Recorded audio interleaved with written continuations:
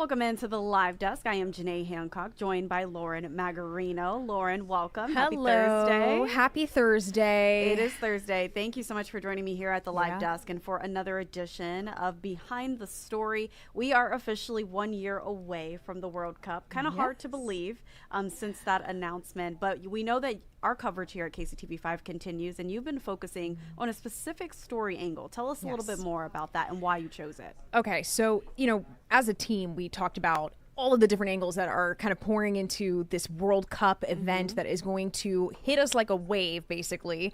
And one of the factors that we considered was, what is the experience going to be like with the fact that this is going to be in our backyard? If you wanted to attend, logistically speaking, I mean, the planning, is it going to be easier? Is it going to be worse? What's that going to look like? So we were just like, we need to find a soccer fanatic. We need to find somebody who has maybe done this before, kind of knows how the game, if you will, is played when it comes to just scoring tickets to this kind of an event. And we were able to do so and dig into what his plan is for attending for a fourth time. This is going to be his fourth time going to a World Cup, which is incredible. It is insane, and I think that is the perfect intro. Let's meet him.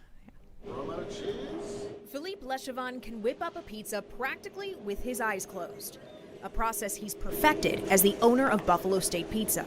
But outside the kitchen, the French chef is a soccer super fan. Soccer is, like we call it, a beautiful game. I mean, it really brings people together. Doesn't matter where you're from, which country, anything. He's attended the World Cup 3 times. First in America in 1994, then Germany in 2006, and most recently Qatar in 2022. Now, he plans to experience a slice of the 2026 World Cup in his backyard. Kansas City will host teams and 6 matches, including a quarterfinal. Ironically, Lechevin says enjoying the festivities may not be as easy. It's going to be a bit more tricky, and figure out, the way I can escape, maybe to go see a game either in Kansas City or outside Kansas City. It's going to be a bit more tricky because somebody would be like, well, you got to fly all the way to Qatar to go to a World Cup, and that's easier? Well, it was easier because actually Qatar is a smaller country, and then the farthest stadium was about a 45-minute drive. Plus, he doesn't have a business to run in Qatar. 1 year out from kickoff, he doesn't know which tickets he'll snag just yet. Are you not stressed about this? No, not now. Okay. In his experience, Lechevin says tickets to the World Cup are on a lottery system. You register for tickets, choose the teams you like to see play, or choose from venues you want to see a match in, and wait for next steps. It's typically an email you don't want to miss. And I got a very good friend who's the one who really taking care of this. And he's very good at it. Is that how you've gone the last 3 times? Yes. Shout out to that friend. Yes. Shout out to that friend. With the chance he may get tickets to a venue outside KC, logistics are already in flux. The flight may get a bit higher. The main issue would be to find a place to stay. Airbnb, a lot of people with Airbnb, I mean, we're talking about all around the country where a game is between $5,000 to $10,000 for, a week. But no matter where or how Lechevin ends up enjoying the World Cup, the soccer superfan says KC and anyone who visits is in for an electric experience. People have no idea what's coming, in a good way. People who love soccer just gonna have a good time in Kansas City and just really experience, not only the food, but everything else we have to offer in Kansas City. Serving up the heart of America on the world stage. Lauren Magarino, KCTV5 News.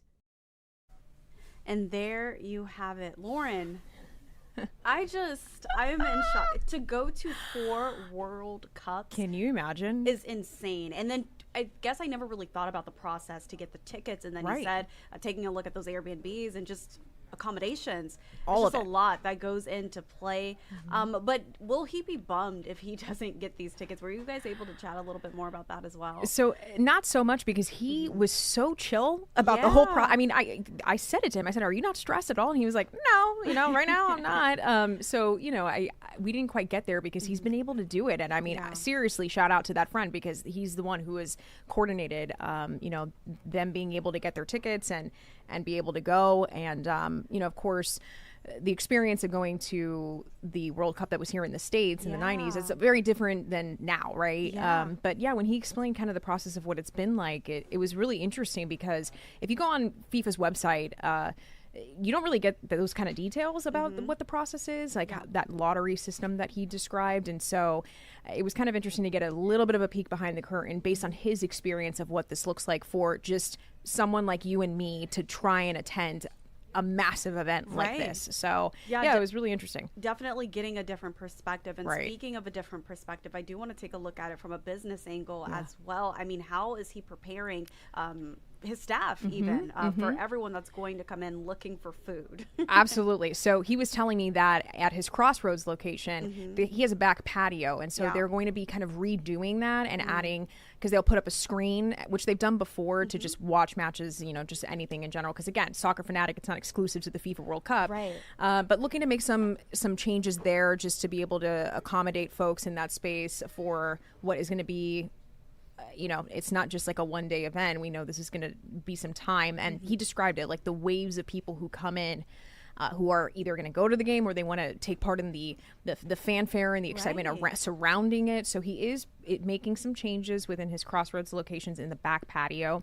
And then for his Overland Park location, this is separate from anything regarding World Cup, but they're going to be moving into a new space, not too far actually from where the current space is. So I'm sure, he's thinking about that. I'm not quite sure when exactly that location is going to open up, but for sure the Crossroads location is going to be airing, like playing, I say airing, like it's a broadcast, but watching the matches and enjoying that outside in their patio. So he's preparing in that way. And he said, he's like, Kansas City does not even know what's coming in a good way. It's going to be an opportunity for businesses and just the community as a whole to be able to showcase what Kansas City is all about for all of these people that are going to come, and of course for those people to enjoy what we have to offer as well. So the prep is underway. A lot of Kansas Cityans will be experiencing this for the very first time, but he's experiencing it as a business owner as well. A little different perspective there. So is he planning, I know we don't know exactly what teams are going to be playing here in Kansas City, but is he planning to cater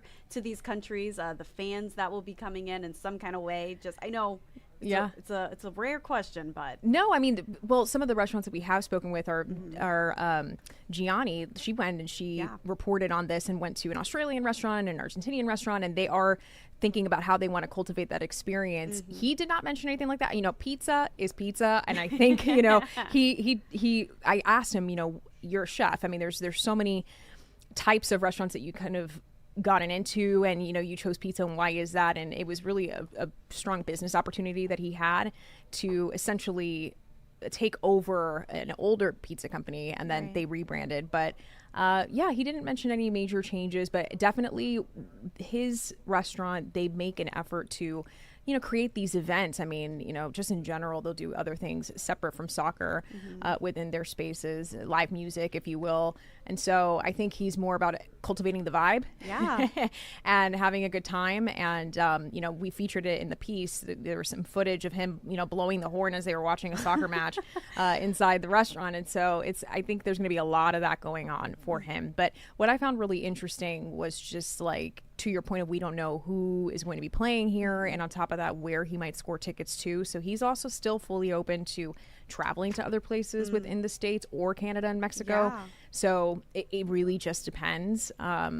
Very much up in the air, which is kind of wild because there's so much prep going into this, even a year out, and yet you still can't quite just get everything in alignment just yet. So, but once that the teams are, revealed, if you will, and we have more information, I think it's going to go really quick. And I think the good thing about it, as you've already touched on, is that he can travel to other cities to experience it, even if he can't do it here. And he said that would be easier for him. He's like, if I go somewhere else, he doesn't have to, he's not next to and inside his business. He was saying, I've got a business to run here. So I think if he is able to stay here, he's like, I'm going to have to find a way to partake in the festivities because he's going to be busy with the business. But if not, he'll maybe LA, I think he mentioned.